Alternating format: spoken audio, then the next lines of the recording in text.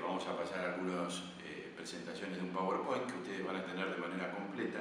de forma tal que luego ustedes van a poder consultar el PowerPoint como el resto del material que se les va a asignar a fin de que ustedes puedan realizar el curso. Vamos a centrar la presentación grabada básicamente en donde están los principales aspectos de reforma de la ley, de la nueva ley, la ley 27348, y el ámbito temporal y de vigencia de la ley. A ver, lo primero que nosotros tenemos que ver es que el sistema de la ley de riesgo de trabajo es un sistema de evaluación legal del daño. Antiguamente se discutía la naturaleza de las prestaciones dinerarias, pero a partir de la nueva ley, que la llama claramente como indemnizaciones, ya podemos decir sin ninguna duda que está fuera de discusión el carácter de indemnizaciones de las prestaciones dinerarias previstas en la ley de riesgo del trabajo. La ley de riesgo en realidad es la ley 24554, que ha tenido un conjunto de modificaciones. La nueva ley, la 27348, como su antecesora, la 26773, lo que hacen es modificar la 24557, de modo tal que ustedes lo primero que tienen que entender para ver el texto actualizado de la ley es ver cómo aparece toda la corrección de la ley a la fecha en que ustedes la vayan a consultar. Un aspecto que ha generado siempre alguna discusión es el problema de la vigencia temporal de la ley de riesgo de trabajo. Que en realidad ya el problema de la vigencia de la ley, de la vigencia temporal de la ley de riesgo de trabajo apareció con el decreto 1278. Recuerden, tenemos 24557, el decreto 1278/2000 que introduce la primera modificación, el decreto 1694/09 que introduce la segunda modificación, y luego las dos leyes que se han sancionado en los últimos tiempos, la 26778 y la 27348. ¿Cuál fue la discusión desde siempre? Como las sucesivas reformas han ido introduciendo mejoras en las prestaciones de la ley, siempre se planteó qué ocurría si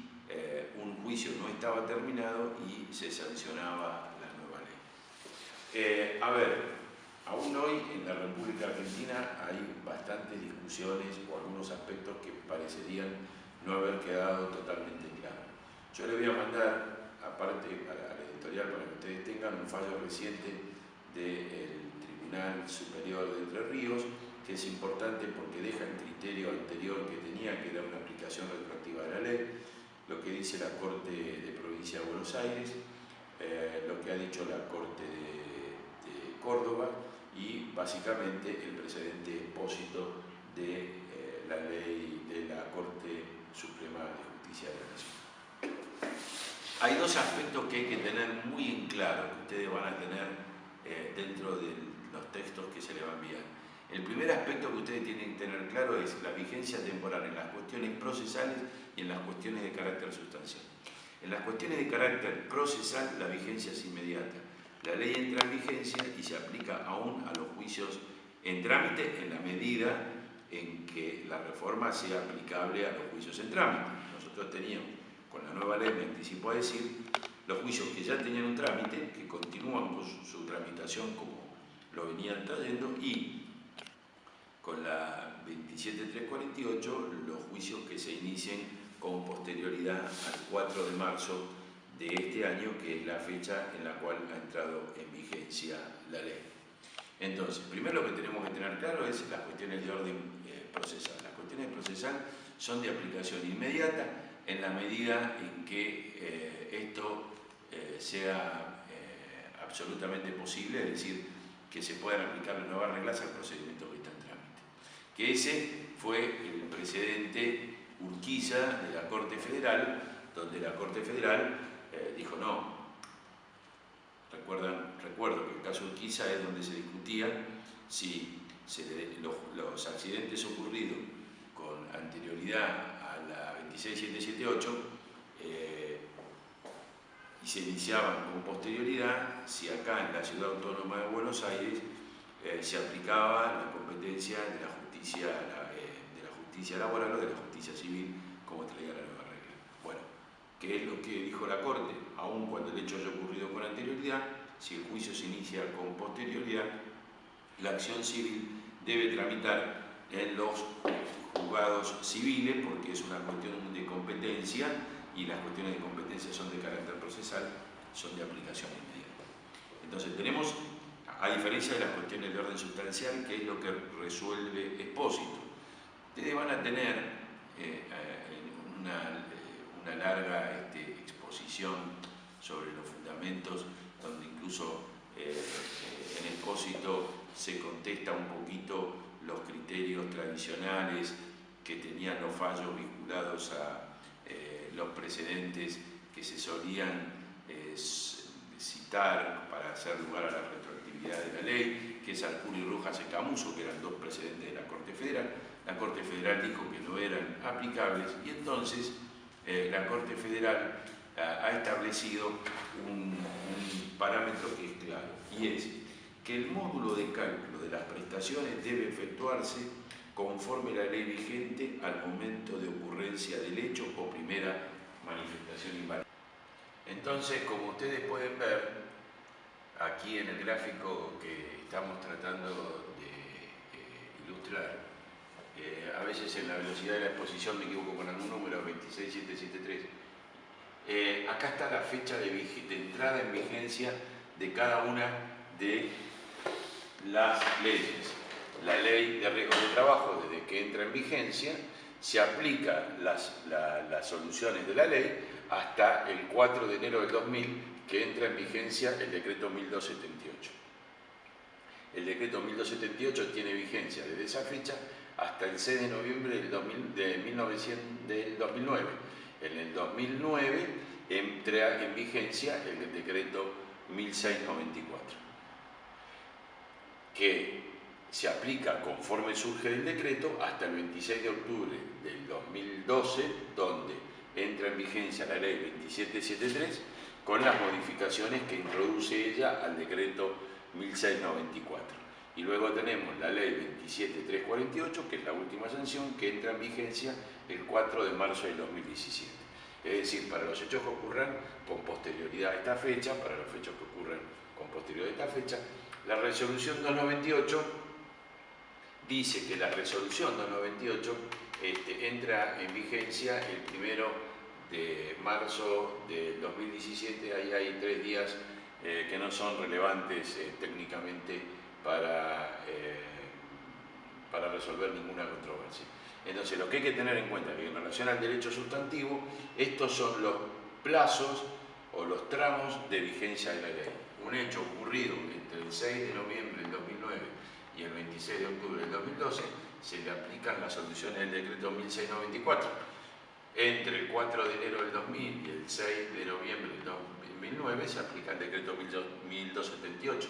Y ahí ustedes lo que tienen que evaluar son, en cada caso, las sucesivas declaraciones de inconstitucionalidad sobre los tramos de vigencia de la ley. ¿Por qué? Porque hay temas que fueron decretados inconstitucionales que las diversas modificaciones fueron corrigiendo. De manera que las solicitudes de declaración de inconstitucionalidad tienen que estar en directa relación con los periodos de vigencia de cada una. Vamos a ver algunos aspectos más simples de modificación de la 24557 por la nueva ley, y vamos a dejar para el módulo siguiente los aspectos centrales vinculados con el trámite ante las comisiones médicas. Un aspecto importante: se sustituye el artículo 7º de la ley, manteniendo la definición que estaba ya prevista y estableciendo las causales de cese del estado durante el cual el trabajador percibe la indemnización sustitutiva de salarios, la incapacidad laboral temporánea, y se amplía de 1 año a 2 años el plazo por el cual el trabajador puede gozar de la licencia, pero se introduce lo cual claramente es una mejora, pero además se introduce algo que no estaba previsto en la ley, que está previsto en la ley de contrato de trabajo en el artículo 208, y acá un poquito aparece esta cuestión y se plantea qué pasa cuando el trabajador regresa a trabajar y tiene una nueva suspensión de la prestación de servicios derivado de la misma enfermedad. En este caso, lo que se establece, como lo establece el artículo 208 de la ley de contrato de trabajo, la acumulación de cada uno de los periodos. Ustedes en el PowerPoint van a encontrar un ejemplo vinculado a este aspecto. Se modifica el artículo 27, inciso sexto de la ley, donde se establece que la ART podrá extinguir el contrato de afiliación con el incumplimiento por parte del empleador de 2 meses consecutivos o alternados o un equivalente de deuda acumulada de igual valor conforme el monto de la cuota mayor. En realidad, este es un problema más de orden empleador, trabajador, empleador asegurada, y que no tiene cuestiones de orden práctico, salvo el hecho de la existencia o no de cobertura eventual frente a alguna circunstancia. Se establece la natural consecuencia de la mora y la extinción del contrato en los términos 28 de la ley de riesgo de trabajo.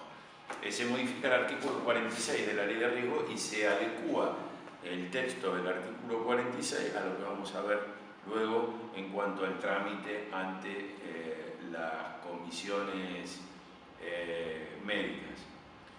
Se agrega un párrafo al artículo 4 de la 26.773 que refiere a la opción civil, donde se establece que ésta se ejercerá una vez que se ha notificado la finalización del trámite administrativo o se hubiera vencido el plazo